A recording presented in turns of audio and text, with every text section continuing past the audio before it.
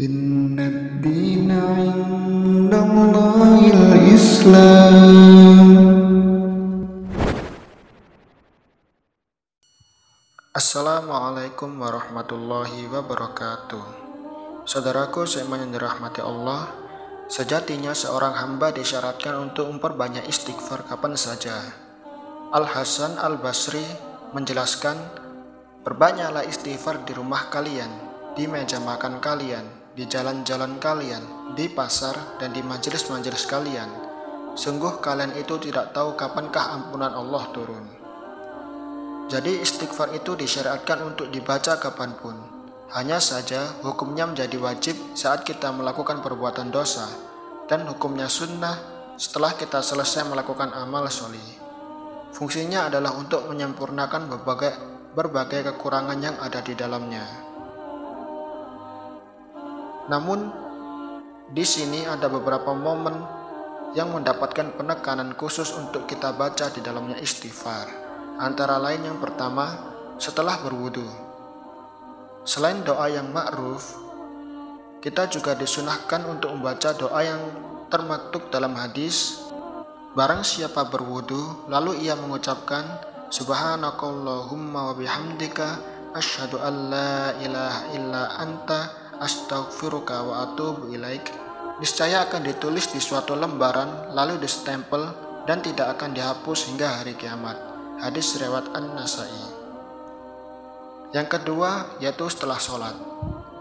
Dari Sauban radhiyallahu anhu bahwasanya Rasulullah SAW bila selesai sholat, beliau beristighfar 3 kali, lalu membaca Allahumma antas salam wa minkas salam tabarakta ya zal jalali wal ikram.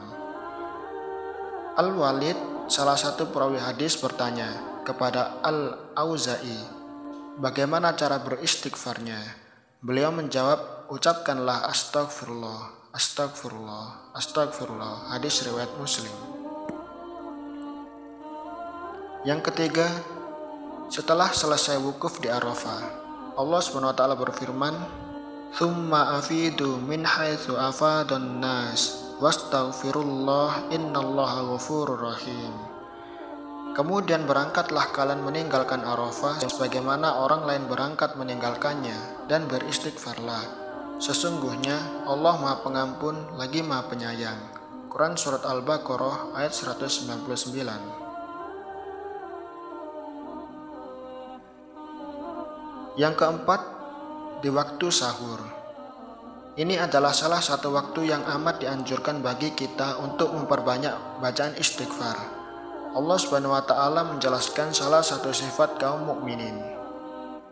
Di waktu sahur mereka mohon ampun kepada Allah. Quran Surat Az-Zariyat ayat 18.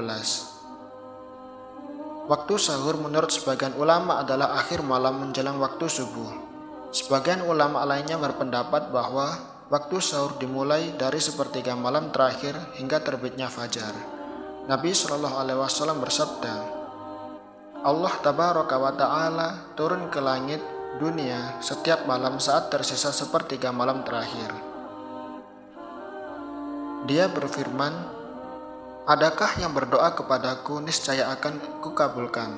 Adakah yang meminta kepadaku, niscaya akan kuberi. Adakah yang beristighfar padaku, niscaya akan kuampuni. Hadis riwayat Bukhari dan Muslim. Yang kelima, pada saat akhir majelis, Nabi SAW menerangkan, barang siapa duduk di suatu majelis dan di dalamnya banyak hal-hal yang tidak bermanfaat, lalu sebelum meninggalkan majelis tersebut, ia membaca Subhanakallahumma bihamdika asyhadu an la ilaha illa anta astaghfiruka wa atubu ilaik. Hadis riwayat At-Tirmizi. Doa ini bukan hanya disunahkan untuk dibaca di majelis yang perlu banyak kenegatifannya saja, namun di majelis kebajikan seperti pengajian pun disunahkan untuk membacanya. Dalilnya adalah sabda Rasulullah SAW, barang siapa mengucapkan Subhanallah bihamdi, Subhanakallahumma bihamdika asyhadu an la ilaha illa anta astaghfiruka wa atubu ilaik, Bila ia mengucapkannya di majelis zikir, niscaya kalimat tersebut akan menjadi stempel majelis tersebut. Bila ia mengucapkannya di majelis yang tak berguna, niscaya kalimat tersebut akan menghapuskan dosa-dosa. Hadis riwayat Al-Hakim. Yang keenam, di akhir hidup menjelang wafat. Dalam Madarij As-Shalihin, Imam Ibnu Al-Qayyim menjelaskan, taubat adalah penutup hidup orang-orang yang mengenal Allah. Sebagaimana istighfar diperlukan di awal, ia juga diperlukan di akhir. Malah kebutuhan terhadap istighfar di akhir lebih tinggi dibandingkan di awal. Bahkan ia merupakan kebutuhan mendesak di akhir hidup. Perhatikan apa perintah Allah kepada Rasulnya Shallallahu Alaihi Wasallam di akhir hidup beliau. Lalu lihatlah bagaimana beliau di akhir hidupnya semakin memperbanyak istighfar. Allah SWT berfirman, "Fasabbih bihamdi rabbika wastaghfir, innahu kana tawwaba." Maka bertasbihlah dengan memuji Rabbmu dan mohonlah ampunan kepadanya, sungguh Dia Maha Penerima Taubat. Quran Surat An-Nasr ayat 3. Ayat di atas merupakan penutup surat An-Nasr, sebuah surat yang berisikan pemberitahuan mengenai kemenangan kaum muslimin atas musuh-musuhnya. Ayat terakhirnya berisi perintah untuk memperbanyak tasbih, tahmid, dan istighfar. Hikmahnya, peringatan bahwa manakala datang pertolongan besar Allah, penaklukan kota Mekah, dan berbondong-bondong umat manusia untuk masuk Islam, maka itu pertanda bahwa ajal Nabi SAW telah dekat. Yang tersisa adalah memperbanyak kalimat-kalimat mulia, tasbih, tahmid, dan istighfar. Jadi surat ini merupakan isyarat akan semakin dekatnya ajal beliau. Penaklukan kota Mekah terjadi di bulan Ramadan tahun 8 Hijriah, sedangkan beliau Shallallahu Alaihi Wasallam wafat pada bulan Rabiul Awal tahun 10 Hijriah.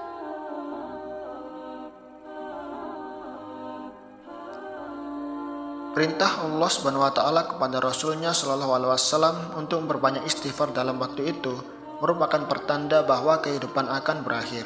Maka hendaklah beliau bersiap untuk menemui Rabb-Nya serta menutup umurnya dengan amalan yang paling mulia, yakni tasbih, tahmid, dan istighfar.